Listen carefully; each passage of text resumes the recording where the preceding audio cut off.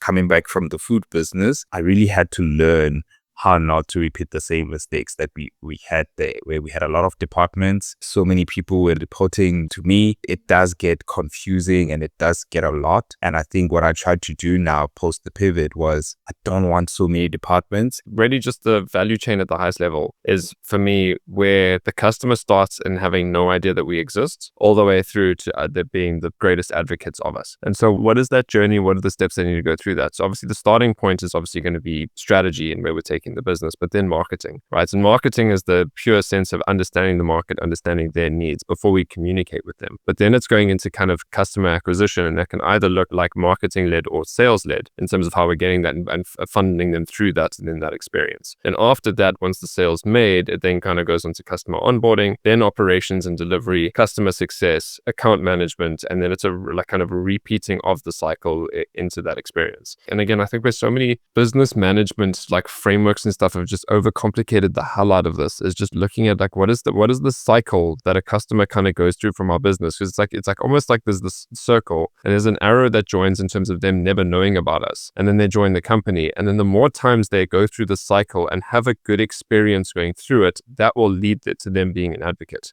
And it's just around what is the cycle of making sure all these touch points of getting them through that business and having the right people at the right stages, and how we functionally set up the business to make sure they can handle like those key touch points before handing them over to someone else. And for me, that's a simple principle I like to think about, because every business is different and that cycle looks different at the end of the day. But like if you just orientate our thinking around the customer experience, we end up making better decisions.